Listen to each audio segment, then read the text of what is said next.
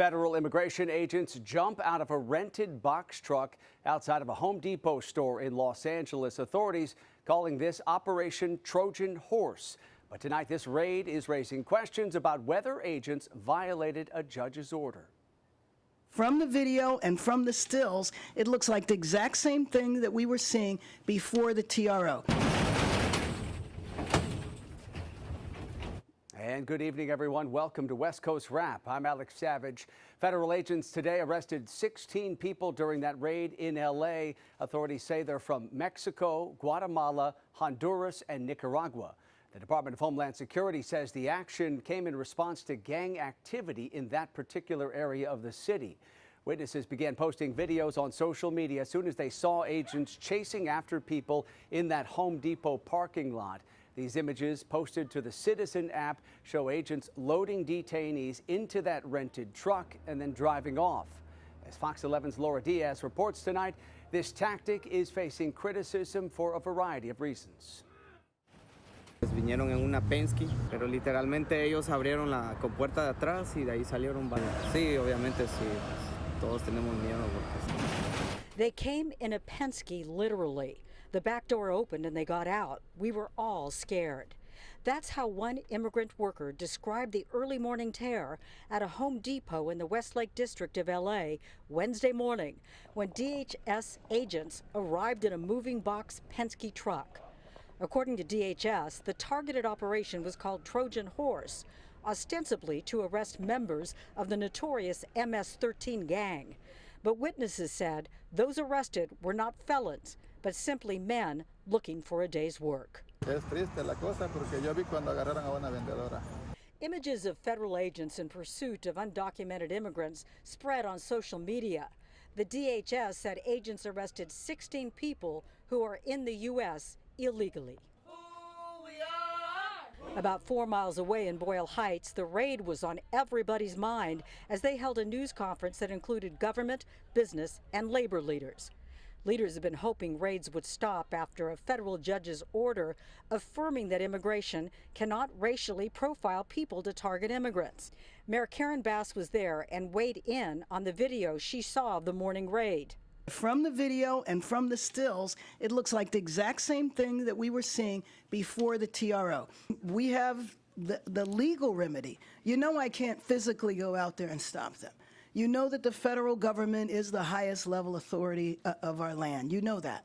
And so to me, the best that we can do is we can stand together as Angelenos. We can resist this. Acting U.S. Attorney Bill Asaley posting a statement on X. In part, it read, "The enforcement of federal law is not negotiable, and there are no sanctuaries from the reach of the federal government." And that was Fox 11's Laura Diaz reporting tonight. The Penske Transportation Solutions Company did put out a statement about the use of one of its trucks during that raid today. The statement reads in part, quote, "Penske strictly prohibits the transportation of people in the cargo area of its vehicles under any circumstances." The company was not made aware that its trucks would be used in today's operation and did not authorize this. President Trump's border czar says he welcomes plans to build a new detention facility in Indiana. Bottom line is the state should play a role in this administration's efforts to remove public safety threats from this nation as quick as possible, illegal alien public safety threats, national security threats. States are playing a role. I'm happy for their participation and coordination and efforts. I would like to see bigger facilities that be more efficient, holding several thousand people. But 1,000-bed facility is a great help because we need those 1,000 beds. We need them today. So the quicker they bring it on, the better. Today, Tom Homan spoke about what's being dubbed the Speedway Slammer. The Indiana facility will be housed inside an existing prison north of Indianapolis. It will be the second state partnership with ICE to detain migrants following the creation of what the White House has dubbed Alligator Alcatraz in Florida. Well, tech developers in the Pacific Northwest have come up with a new way to track ICE operations online. Fox 13's Alejandra Guzman spoke with the creators of what's being called ICE-T tools. IceBlock was designed to be an early warning system. It was not designed to obstruct law enforcement. It was not designed to incite violence. You may remember we told you about IceBlock, an app allowing ICE sightings to be reported. Now, there's a new set of digital tools called Ice-T Tools. Developers say it was created in response to people being detained. Here's how it's different from the IceBlock app. Ice-T Tools has dispatchers who try to verify reported sightings and encounters with ICE agents. It's about presence, not activity. Having the understanding of where they are will help allow people to prepare for what they are doing. T, the creator of the tool, is a former Marine who says the goal is to help communities act quickly. She says there was a call to action on Tuesday over reports of several people being detained at the ICE office in Tukwila. Fox 13 reached out to ICE officials to confirm that information. We're still waiting to hear back. When that started to happen, we began to mobilize to show up on the ground at Northwest Detention Center to show solidarity and to just be a presence to observe. From there, you're able to ensure that everybody who showed up to protect the community got home. And if they didn't get home, you know who to start looking for immediately. In addition to Ice-T Tools, there's Ice-T Watch.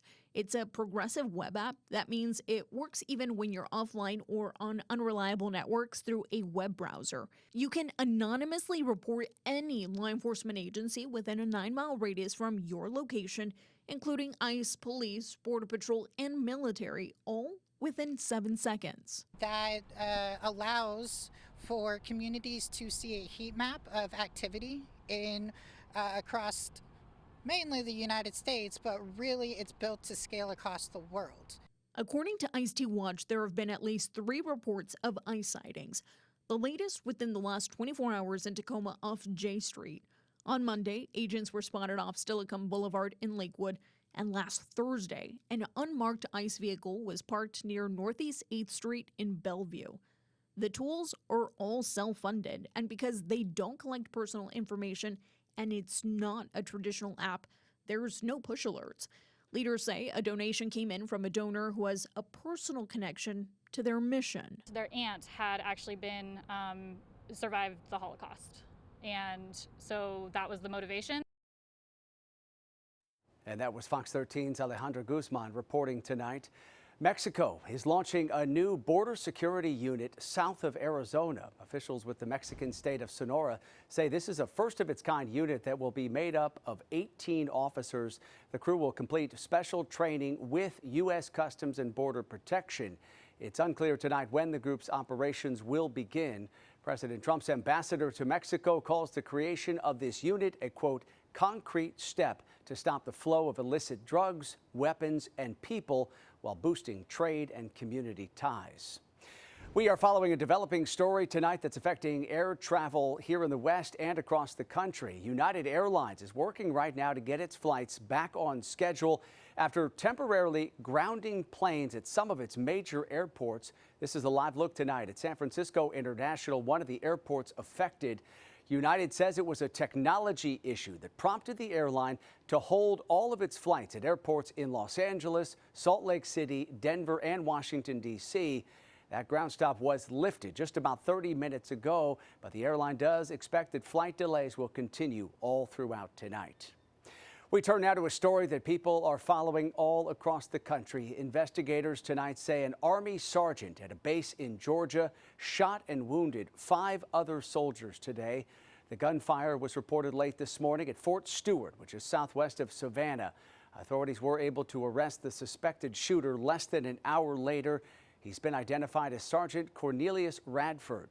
Authorities say they don't know what his motive may have been. The shooting, though, triggered a lockdown at that sprawling base, and some nearby schools were also affected as well. The Army says witnesses tackled the suspected shooter. I would also like to thank the brave soldiers who immediately intervened and subdued the shooter. These soldiers, without a doubt, prevented further casualties. President Trump weighed in on the shooting today, saying the entire nation is praying for the victims and their families. Coming up tonight here on West Coast Wrap, a new study highlighting the devastating toll of the LA area wildfires earlier this year. Tonight, researchers lay out why those fires may be to blame for more deaths than first thought. And in weather, here's a live camera in Seattle right now. Current temperature of 72 degrees. Some rain chances overnight tonight into Thursday morning, but other parts of the West Coast, we're talking about extreme heat. We'll have the update coming up. It's a ballistic package that's inside the door. You have no idea it's there. Also coming up tonight, an Arizona company says it's making police cars and school windows bullet resistant. Tonight, they're showing off how they do it. New research shows the Southern California wildfires back in January may have been much deadlier than first reported. 31 people officially died in the Palisades and Eaton fires, according to county officials. But researchers from the Boston University's Department of Global Health say their study estimates that 440 additional deaths are linked to those fires. Many of them are likely due to poor air quality and disruption to health services. Experts say wildfire impacts like toxic smoke can linger for years. Well, the recovery process following January's fires appears to be moving into a new phase now. The U.S. Army Corps of Engineers is now using ramps and ropes to haul away debris left along steep terrain in Pacific Palisades. L.A. County is hosting recovery workshops for fire victims. Those are to give people a chance to learn more about debris removal, economic aid, fire preparedness, and health and wellness resources. Well, firefighters battling California's largest wildfire of this year so far are facing new challenges. The temperatures in the Gifford fire zone climbed up into the 90s this afternoon. They're expected to top 100 degrees tomorrow. This fire has burned more than 91,000 acres of rough terrain in both Santa Barbara and San Luis Obispo counties. 3 people have been injured in the fire, which is about 9% contained, and authorities still tonight investigating the cause of that fire. Well, Silicon Valley-based Apple is filing a trademark infringement lawsuit against an East Coast cinema chain. Up until recently, Apple Cinemas mostly operated on the East Coast, but this summer it opened shop in San Francisco with plans to expand there. Apple says that Apple Cinemas is creating confusion for consumers that it might be affiliated with the cinema chain. In court filings, Apple accused Apple Cinemas of not responding to a cease and desist order. So the fight now moves into the courts. Experts point out that Apple has the funds to press this issue. So for Apple, they've said, look, we warned you, don't do this. And Apple Cinemas continued. And so now this is going to play out in a very expensive and ugly fight in federal court. And we reached out to Apple Cinemas for comment, and we are still waiting for a response tonight. Apple CEO Tim Cook was at the White House today to announce a $100 billion investment in manufacturing in the U.S. This comes as President Trump announced that he's planning to put a 100% tariff on computer chips coming into this country. Cook says Apple will bring more of its supply chain and advanced manufacturing here to the U.S., although it isn't a full commitment to building iPhones domestically. Experts have said while avoiding tariffs is certainly an incentive to bring production to the U.S., the United States doesn't have the workforce or the infrastructure to make it affordable. Many analysts have pointed out if you want to have solely assembly and manufacturing in the United States, iPhones are going to sell for $2,000 a phone. And that will make the U.S. very uncompetitive with other companies making phones as well. Then we're going to have to impose tariffs on everyone else. So realistically, I don't think Apple is going to make iPhones in the United States for a very long time. Recently, President Trump criticized Apple for its efforts to shift production over to India in order to avoid tariffs in China. Today, the Trump administration canceled plans for a major wind farm in Idaho that had been facing pushback on a number of different fronts. The planned Lava Ridge Wind Project near Twin Falls was approved under the Biden administration, but when President Trump took office, he issued an order blocking all permits for wind power projects nationwide.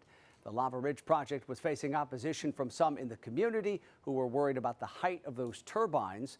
Others were concerned the wind farm would ruin views from the Minidoka National Historical Site. That's where Japanese Americans were imprisoned during World War II. Let's turn now and talk about our weather here in the West, and extreme heat warnings have expanded all across the West. This is a live look at EarthCam images coming to us from Lake Mead, east of Las Vegas. People spending time at this popular tourist destination are being warned to expect dangerously hot temperatures all the way through tomorrow. For more, let's bring in KTVU's chief meteorologist, Mark Tamayo, who is tracking these soaring temperatures across the West. Hey, Mark. Hi there, Alex. Yeah, the extreme heat will persist. Take a look. This was Phoenix today, 116 degrees, and it looks like this potentially could be a record. Haven't seen anything official just yet, but the record to beat was 114 degrees set back on this day in 1995. And the average high easily up above that, the average high of 106 degrees. So you heard about the extreme heat warnings for all these areas, parts of Southern California, and as you can see, into Arizona, portions of Southern Nevada. So here we go. With the extreme heat, it will continue. As we come in closer right now, it's in place until Friday, 8 o'clock. Beyond Friday, it's still a very hot forecast, but at least it's not going to be as dangerously hot as it will be for tomorrow and into Friday. Now, this was a scene in Seattle today, picking up on some cloud cover, and they could pick up some rain showers tonight into tomorrow morning. 72 degrees out in the Bay Area is a warm day for San Francisco. Lots of sunshine, and those temperatures in the mid-70s this afternoon. Right now, 113 degrees in Las Vegas, 103, actually 113 in Phoenix. There's a 103 in Las Vegas. Reno's 82, and Seattle has cooled off to 70 degrees. Here's the satellite, and you can see the upper level pattern here, a little bit of a dip in the jet stream here. That's linked up with this system that could produce the cloud cover and some scattered rain showers. Here's the radar picking up that activity for tonight into tomorrow morning. Here's the plan for tomorrow for your Thursday. Some clouds, especially for the morning hours up in Seattle, San Francisco, some areas of fog. It should be a bit cooler tomorrow. A hot forecast for Southern California, Los Angeles back up into the lower 90s. Extreme heat continues out toward Phoenix and Denver, still picking up the possibility of some smoke and some pretty hot temperatures out there. Here's the forecast model tonight into tomorrow morning. It's picking up on some high clouds moving into portions of California. And then once again, those shower chances up in the Pacific Northwest. And the forecast over the next 3 days, as you can see, a bunch of 70s for Seattle. San Francisco could actually warm back up into the lower 70s by Friday and Saturday. It's a warm weather pattern in Los Angeles, warm to hot with some 80s and some lower 90s. Maybe some smoke in the Denver area tomorrow. And look at that, Phoenix, this is just on another level, 117 degrees for tomorrow, 113 into Friday. The heat warning expires as we head into the weekend, but still forecasting 109 degrees. So I guess compared to the 117, that 109 looks much better, but still the hot pattern will persist for this portion of the West Coast over the next several days. Alex. Yeah, at least the temperature's coming down just a little bit. Okay, Mark, thank you. The Nevada State Supreme Court heard arguments today in the so-called fake electors case from the 2020 presidential election. 6 Republicans were indicted by a grand jury for sending a document to state and federal officials falsely claiming that Donald Trump won the election. The justices will determine in which county that trial should be held.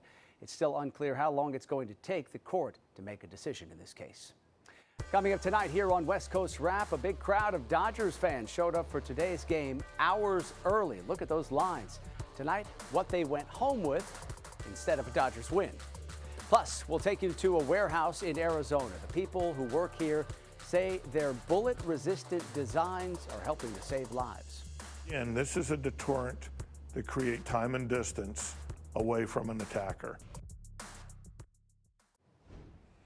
Mount Kilauea in Hawaii is erupting once again tonight. This eruption is its 30th episode, according to the U.S. Geological Survey. Mount Kilauea is located on Hawaii's Big Island, and it has been erupting intermittently ever since December. This is one of the world's most active volcanoes. Incredible scenes from the Hawaiian Islands tonight. All right, the people behind a Phoenix company believe their bullet-resistant products are helping to save lives. Tonight, Fox 10's Steve Nielsen spoke with them about how schools and police departments are making use of their designs. Inside of this Phoenix warehouse, there's a company that you might never have heard of. And they're okay with that because they provide the security that you may never see, but can be life-saving for those that need it. Rolling down Valley streets, many of the new police cruisers are outfitted with new protections thanks to an Arizona company. We take the vehicle and we build it out to their spec. These will be canine. In just the last few years, they've been adding something else you can't see in the doors. It's a ballistic package that's inside the door. You have no idea it's there. Inside, David Fair with American Defense Structures showed us the results. You can still see bullets hung up inside of here. The other side of the door looked like it was never touched, a new protective tool for officers. But it's not just in Phoenix. Departments across the country have been outfitted with their gear. And now you can add in schools, churches, and synagogues thanks to this. When a bullet strikes this glass, the film will hold it in place. Will not, this is handgun I'm referring to, it will not let it exit the back side. They say the film they can install on any glass will hold it in place. Most importantly, he says, it just slows down an attacker, making it hard for anyone to enter. Again, this is a deterrent to create time and distance away from an attacker. Some Arizona schools have these installed already, Fair says, but take a look at this. It can hang on your headrest in your car, but it's really a lightweight ballistics sheet. These officers are taught to do when they pull it off, they can put it up on their side window, so if, the attack's coming from the side, up on the windshield, across their body, if there's an ambush. And it's all made here in Arizona. And Fair says their equipment has already been proved in the field. Do you believe your products have saved lives? We know they have. Can't speak about them, but we do know of our armor being in some gunfights, it held up fine. They also teach classes here so that you know what to do in case someone is trying to smash through your window or door. Steve Nielsen, Fox 10 News. California Governor Gavin Newsom is asking the federal government to release details on the cost of deploying California National Guard soldiers to Los Angeles. The governor submitted a Freedom of Information Act request for all documents and records related to the deployment.